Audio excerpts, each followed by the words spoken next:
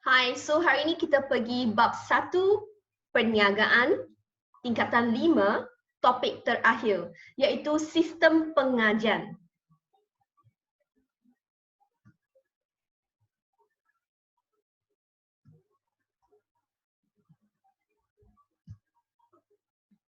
Okey, so dalam tingkatan 5 bab 1 terdapat beberapa topik. Salah satu topik terakhir ialah peranan pengurus sumber manusia. Bagaimanakah pengurus sumber manusia supervise, mengelola pekerja dia. Salah satu tugas ialah membuat satu sistem pengajian yang efektif dalam organisasi. So, apakah itu sistem pengajian? Sistem pengajian merupakan sistem memberi ganjaran kepada pekerja yang telah menyumbangkan tenaga fizikal atau tenaga mental dalam proses pengeluaran. Okey, apakah tujuan pengajian?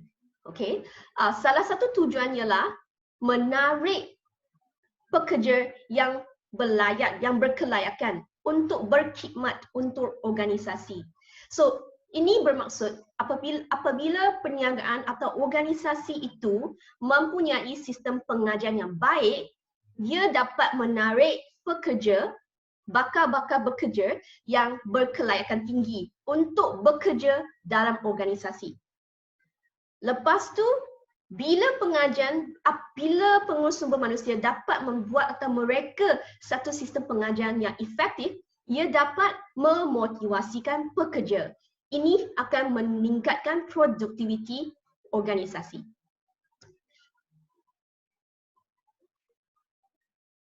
Selain dapat memotivasikan pekerja, pengurus sumber manusia juga dapat mengekalkan pekerja, terutama pekerja yang berpengalaman.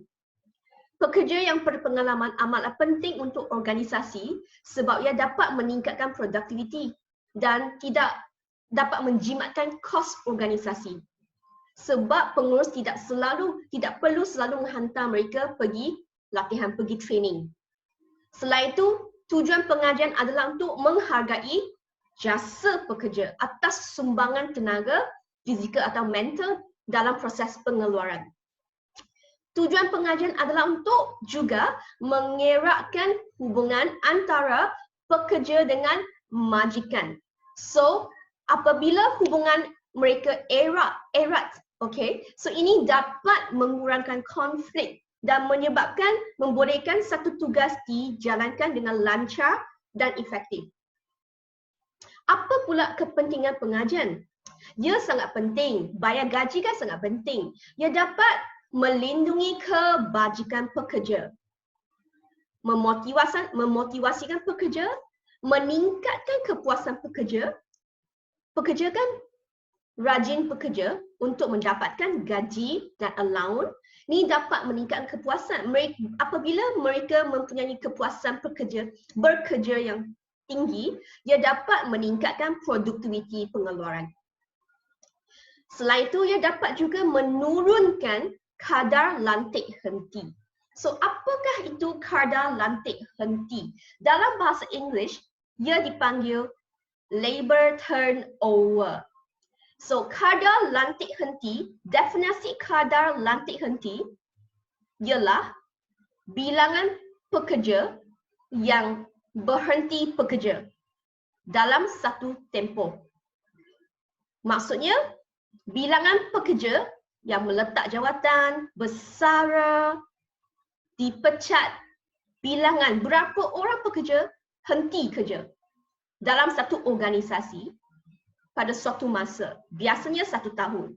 So, kalau kadar lantik henti tinggi, ia akan membawa masalah kepada perniagaan atau organisasi sebab pengurus sumber manusia akan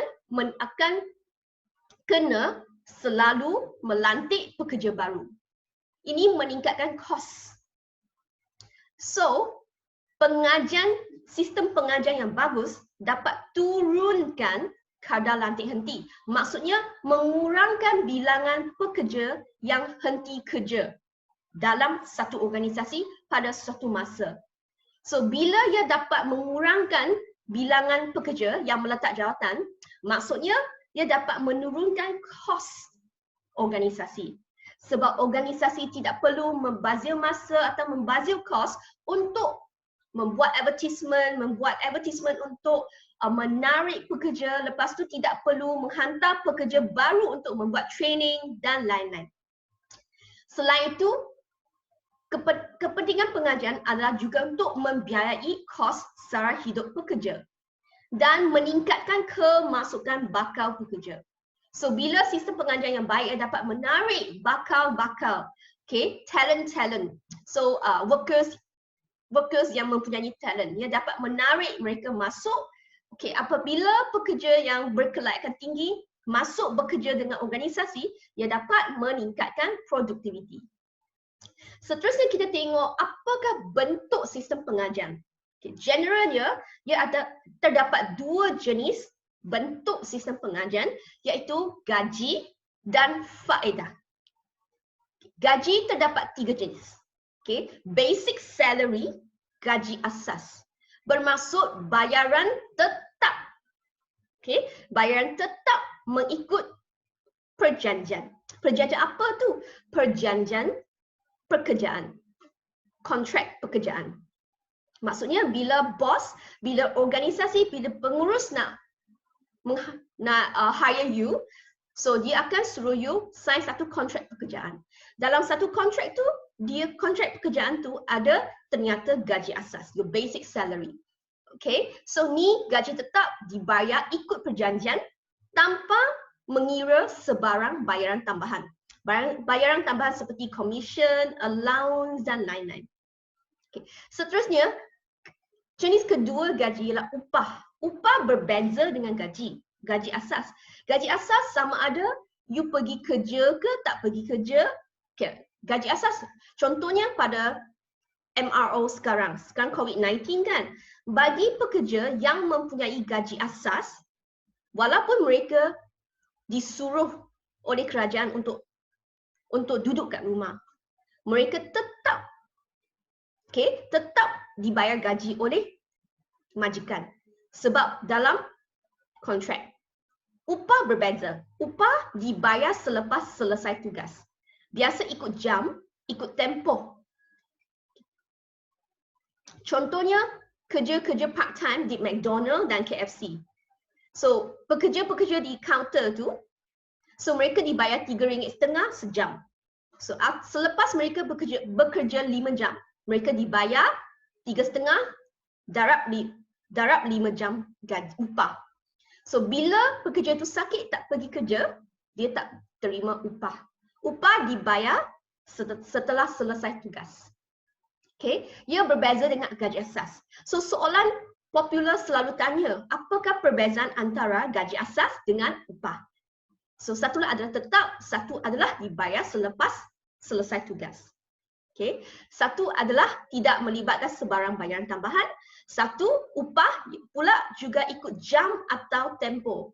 Semakin panjang hari, semakin lama bekerja, semakin tinggi upah. Lepas tu yang akhir sekali allowance. Allowance tu bayaran tambahan. Kadar allowance bergantung kepada jawatan. So semakin tinggi jawatan, allowance tu semakin tinggi. Contohnya allowance perumahan, allowance sara hidup dan lain-lain. Okay, akhir sekali kita tengok faedah. Faedah terdapat 2 jenis faedah, bentuk wang dan bukan bentuk wang. Okay, faedah bentuk wang yang diwajibkan oleh Undang-Undang Malaysia. Dengar sini, so ni penting. Okay, faedah bentuk kewangan yang diwajibkan oleh Kerajaan Malaysia ialah KWSP dan Perkeso. KWSP bermaksud Kumpulan Wang Simpanan Pekerja. Ini merupakan salah satu bentuk perlindungan diberi kepada pekerja, di mana pekerja perlu mencarum sebahagian gajinya setiap bulan dalam caruman KWSP. Contohnya 11%. Sekarang dah boleh dikurangkan kepada 7%. So setiap bulan gaji akan dipotong dengan 11% atau 7%, okay, dicarum dalam KWSP. Ini adalah bertujuan untuk memberi wang sara hidup kepada pekerja. Pekerja tidak boleh mengambil wang tersebut daripada KWSP sehingga berumur 55 tahun. Manakala Perkeso, okay, merupakan salah satu perbadanan yang melindungi pekerja daripada malapetaka. Macam mana melindungi pekerja daripada malapetaka? Pekerja perlu mencarum sedikit gaji setiap bulan dalam Perkeso. Dia macam insurans tapi diwajibkan. Okay? So bila pekerja ditimpa malapetaka, contohnya cedera dalam kilang atau meninggal dunia, Perkeso akan membayar wang pampasan kepada keluarganya. Okay? Ingat, KWSP dan Perkeso adalah dua jenis faedah bentuk wang yang diwajibkan di Undang-Undang Malaysia. Selain KWSP dan Perkeso, terdapat faedah bentuk wang yang seperti komisen. Komisen ialah ganjaran tambahan dibayar kepada salesperson, kepada penjual, orang yang menjual barang. Okay? Sebab komisen dibayar mengikut jualan. Semakin banyak jual, banyak benda yang dijual oleh penjual itu dapat bayaran komisen. Contohnya car salesman. Okay? Penjual kereta, bila dia jual lebih banyak kereta, dia dapat lebih banyak komisen. Ikut jualan. Ini bayaran tambahan. Lepas tu terdapat bonus.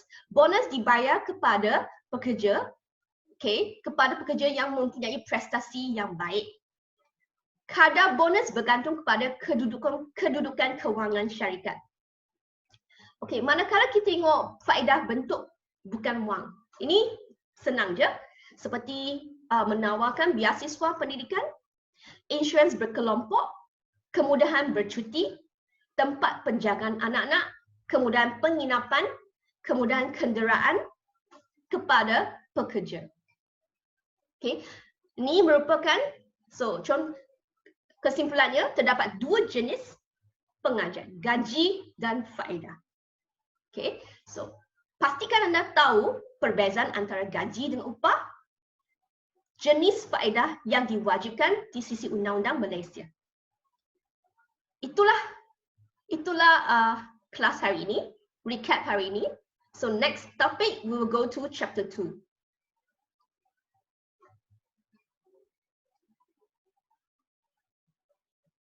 Oh, kita ada satu lagi, okay? So, faktor penentu sistem pengajian. So, apakah faktor-faktor yang perlu dipertimbangkan sebelum menentukan jumlah menentukan jumlah upah? Berapa upah yang kita kena bayar? Ia bergantung kepada bentuk dan jenis tugas, undang-undang dan peraturan kerajaan, ganjaran dibayar oleh pesaing, permintaan dan penawaran buruh, dan lokasi. Okay. Salah faktor yang terakhir ialah kedudukan kewangan syarikat juga. So, semakin tinggi tanggungjawab, semakin besar tanggungjawab, semakin tinggi gaji dibayar. Okay. Undang-undang peraturan kerajaan pula, okay, majikan kena bayar gaji dalam kadar ganjaran minimum iaitu 1,200 di sisi Undang-Undang Malaysia ikut Akta Pekerjaan. Ganjaran dibayar pesaing. Pengurus sumber manusia mesti mencipta mereka bentuk satu sistem pengajian yang sekurang-kurangnya setara atau lebih tinggi daripada pesaing agar ia dapat menarik pekerja. Lepas tu salah satu faktor untuk menentu sistem gaji. Okey, sama ada gaji itu dibayar tinggi atau rendah. Dia bergantung kepada penawaran dan permintaan buruh. Bila permintaan buruh tinggi, maksudnya terlalu ramai banyak organisasi mencari jawatan tersebut, gaji dibayar akan tinggi. So bila penawaran buruh rendah, maksudnya jarang ada buruh dapat bekerja, dapat mengisi jawatan tersebut. Maksudnya doktor, lawyer, tak banyak orang layak menduduki jawatan tersebut. Gajinya biasa dibayar tinggi.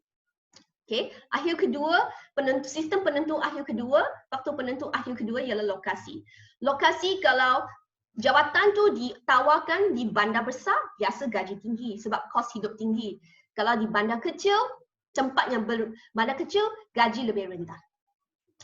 Lepas tu, bila lokasi pekerja tu berisiko tinggi seperti di tengah-tengah laut, dalam laut, di atas bukit, gajinya biasa tinggi. Last kali, tak ada dalam slide ni, tak ada dalam slide ni, faktor terakhir untuk menentukan sistem pengajian iaitu kedudukan kewangan syarikat atau organisasi. Bagi organisasi yang kecil, biasa kedudukan kewangan tidak berapa ukur. So, gaji yang dioferkan, yang ditawarkan lebih rendah. Manakala organisasi yang besar, international business, okay, contohnya Shell, Petronas, gaji yang ditawarkan biasa lebih tinggi sebab mereka mempunyai kedudukan kewangan yang kukuh. Itu saja recap hari ini. Thank you.